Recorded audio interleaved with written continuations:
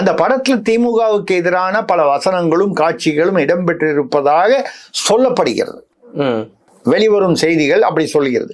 இருக்கலாம், சில சமயங்கள் மிகைப்படுத்தப்பட்டு ஆஹா ஓஹோ அப்படி என்ன அவமானப்படுத்திட்டாங்கன்னு சொல்லுவாங்க. உள்ள போய் பார்த்தீங்கன்னா ஒண்ணுமே இருக்காத விஷயம்.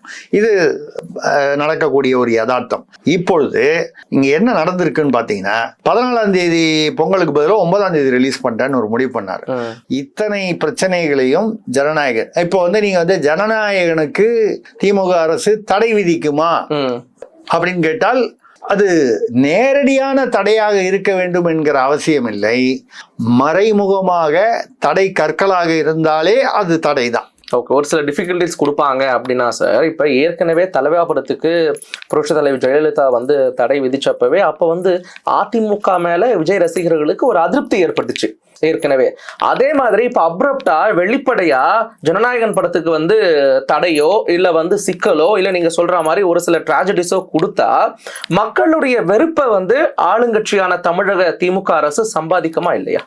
அது அவங்களுக்கு நெகட்டிவா அங்கதான் அதை வேறுபடுத்தி பார்க்க நீங்க மிஸ் பண்றீங்கன்றது என்னுடைய தாழ்மையான கருத்து.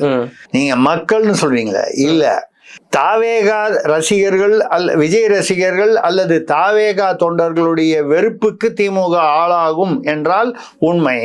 அதுக்கு ஜனநாயகன் இல்ல, ஏற்கனவே அந்த வெறுப்பு இருக்குதா இருக்கு, ரெடியா இருக்காங்க அப்ப இல்லையா? ஏற்கனவே அந்த வெறுப்பு இருக்குதா இருக்கு.